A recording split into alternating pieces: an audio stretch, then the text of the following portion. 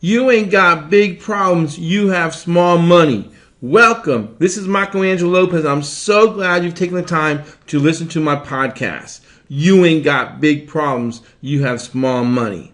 And in the end, I'm pretty sure you're going to agree with me. But first, let me just say this. Hey, don't forget to like this podcast. If you do actually like it, don't forget to share it. And don't forget to follow me so you get notifications of my new podcast if you'd like. Okay, so over 60% of divorces in America are a direct result of money problems, of finances. Isn't that crazy? Now, that doesn't mean that the rich have a lower divorce rate. They have their own problems. Most people's so-called big problems can be easily fixed with a new flux of cash flow. Think about this. If you're struggling paying your bills, if you're behind on your mortgage or rent or maybe car payment and you're stressing out over how you're going to manage to pay these bills, and all of a sudden you come across some lucky unexpected windfall of cash, boom, you're smiling again. You're happy again. You're walking with an energetic bounce again. Your wife is talking to you again, or your husband. Most people focus on their problems, the unpaid bills, the upcoming bills, whatever it is. And only in your mind are these big problems. Stop focusing on your financial problems and turn and focus on turn and focus on how you can make your small money that has never been enough big money. Realize that you don't have big problems. Instead, you have small money. Let me share with you a personal experience. It wasn't that long ago that I found myself owing over $160,000 in taxes after a volunteer tax amendment. I refiled amendment filement. I shared with my friends that I owed $160,000 in taxes, and they're like, "Oh my God, oh my God, this is crazy. How are you going to pay whatever?" Get this. I wasn't worried. I wasn't OMGing. I had in fact volunteered to file an amended tax return for the past 3 years to make things right. I was happy to pay it. I had no problem with it. It wasn't a big problem at all for me because I had big money. Does that make sense? Chances are you don't have big problems, rather small money. The truth is, there are not many problems that having money can't fix or at least help make things better or easier or more comfortable. After this podcast, I'd like you to take out a legal tablet, like a piece of paper, something to write with, and on one column add up all your bills for the month. Now listen, this is important. If you already know your bills, it's okay. Just write it down still. Then write down how much net money you made, how much income you've made net. If after paying your bills, you don't have at least $8,000 and $10,000 left over, you have small money. See, a lot of y'all think you're doing good because you're able to pay your bills and maybe have $300, $400 left over. That's not big money. That's not big money. My expenses, that's personal and business expenses, are about $25,000 per month. And most months, I have at least $20,000 left over, for toys, ventures, and to put away in savings. That's when you have reached big money. Now listen, there are higher levels of big money too. I have friends that put away $50,000 a month. Can you imagine that? They put away what others earn. In fact, we put away what most people earn in America. And that's my hope, to reach higher levels of big money. And it's going to be your hope too. Listen, it is my hope that you have a paradigm shift and realize that you don't have big problems. You have small money. Get that in your head. Begin researching, experimenting, trying to get that small money to grow. The truth is, there was a time in my life when I'd wake up in the morning. This is truth. Listen. There was a time in my life when I'd wake up in the morning and I'd be scared to log into my online bank account Why? Because usually there are a bunch of 35 late fees and insufficient fees and whatever, right? One time I had to have a list like 10. I owed like $350 in late, $35 charges. Boom, boom, boom. I don't know why banks, they debit you before they credit you, right? Yeah, I can't stand that. Bank of America used to be bad on that. Listen, that's small money, which absolutely it amplifies, it magnifies our problems to be big problems. But I'm going to ask you this. What caused the bunch of 35 bank fees and insufficient fees? Was it because the utility bill hit? Was it maybe because the mortgage hit? It would seem like that at first. But if I just had more money in that bank account, if I had big money in my bank account at that time, I wouldn't care what unexpected bill to hit. And believe me, when you have little money, those bills those unexpected bills hit. Friends, when you have big money in your bank account, that's peace of mind. When you can have all your bills paid by the first of the week, the first week into the month, instead of by the first or second week into the next month, I'm telling you, it's a wonderful, outstanding peace of mind experience. Think about that. Imagine that. Imagine having all your bills paid the first week into the month. I've had my bills paid at times 3 days into the month. That month. I'm telling you, then the rest is like skating. You're skating through the rest of the month. You're not fretting. You're not fearing. You're not stressing out. You're not getting into arguments with your significant other over stupid stuff, because it's all stupid stuff. Stupid stuff that you can fix. So you may want to ask, Michelangelo, great, but how do I get big money? It's a good question.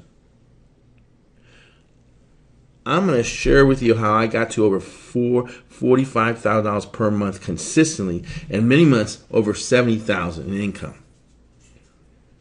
And I do hope you do more than just listen, but you act on what I'm about to say. First, accept the fact that you don't have big problems. You have small money, and that there aren't too many problems that big money can't fix or help fix. Repeat this after me. Seriously, just do it. I don't have big problems, Michelangelo. I simply have small money. Shift your attention on the money, lack thereof, and not directly on your problems. Second, don't lie to yourself. Know that if you don't do something dramatic, nothing dramatic is going to happen. Know that if you're not afraid to lose it all, you'll never gain it all. Remind yourself that on earth we're not going to be living forever. And that end of the life clock keeps ticking. I'm 48 years old, man. I'm almost at halfway point. We don't have the luxury to waste any time. Commit to having big money so you can instantly vaporize your so-called big problems. Just like one of those, Star Trek ray guns, folks. It is obvious that if you have, quote, big problems, that whatever you're doing in life right now to make money is not working, or it is not near enough. So find something. Find an online business opportunity like I did. Learn internet marketing. Learn how to click the mouse to a bigger house. Join some network marketing company, MLM company, I don't know, Amway, Malibu, whatever. There's a zillion of them. And commit yourself to never quit until you reach big money. And guess what? When you've reached big money, you're not going to quit. And you'll start diversifying, and that big money is going to explode into a big mountain. Just make it happen. And listen, treat it like the real business it is. Don't just join, and test. I'm going to test the waters, or treat it like some hobby. Remember, your life clock is ticking. You're not getting any younger. You need big money now. Let me share a human story. a humorous story from my dad's pulpit. Okay, so Oral Roberts, remember him, that preacher that was a healer, and Billy Graham, pretty sure you know him, and Jim Baker, he was a TV evangelist back in the 90s and 80s, right? They all died and go to heaven. They knock on heaven's door, and St. Peter opens up, and St. Peter goes, "Hey, saints, what are you doing here?" The three says, "Well, we died, and, we've been saints on earth, and we're ready for our mansion in heaven." St. Peter looks at his clipboard and goes, "Listen, there's some mistake. Your mansions, I know you're ready for your mansion, but they're not ready for like 2 or 3 days. Do you mind waiting in hell for a couple of days? I know it's hot and stuffy down there, but it's just going to be till we get your mansions ready." 3 saints being the saints, they said, "No, we don't mind." 2 days later, St. Peter opens up the door. There's the devil. St. Peter goes, "What do you want?" The devil says, "What do you mean what I want? I want you to get those 3 saints from down here." St. Peter goes, "Why? They're just resting till their mansions are ready." The devil said, "Rest in my butt. Billy Graham's trying to convert everyone. Oral Roberts trying to heal everyone. And Jim Baker's trying to raise enough money for an air conditioner." That's exactly the mindset you have to have in order to get big money. That's the exact mindset you have to have in order to succeed. You may say, "Well, Michelangelo, I'm just not like that. I'm more reserved. I'm shy." Well, you better get like that. There's a reason why most entrepreneurs and successful people tend to have similar personalities. That personality trait works. In my video marketing training, I tell my participants, they tell me, "Oh, well, Michelangelo, I don't know if I can do videos, I'm kind of like shy." Well, guess what? You either get on shy or die broke shy. I earned $670,000 in 2013 total income. And let me share this much. There's not too many big problems earning $670,000 a year can't fix. Do whatever it takes. Know in your heart that you really don't have big problems, but small money. In closing, I'm going to say this. Turn off the TV. The Kardashians aren't going to make you big money. Don't watch stupid Jerry Springer show. Those sitcoms or reality TV. They're not going to do anything to contribute to you piling up big money. Rather read. Books that will help you. Books that will encourage you. Books that will motivate you. Books that will teach you. Self-help books. Autobiographies of successful people. The mind, your mind, can be a force to help you, but only if you train it. Friends, listen to me. I don't know what kind of, quote, big problems you have financially, but get your focus off those big problems and shift and focus on making big money, whatever it takes. If you have to sell something, if you have to sell all your furniture, listen to me because I mean this. If you have to sell all your furniture to join whatever business opportunity you're looking to join, sell it. If you have to sell your car and get a bicycle and ride to work, whatever, to join or upgrade to the higher level in whatever business opportunity you're in so that you can make more money, bigger money, do it. Nothing dramatic is going to happen until you don't until you do something dramatic. Money is not going to fall from the sky. Chances are you're not going to win the lottery. People say, "Well, I'm waiting to get money." Where's the money going to come from?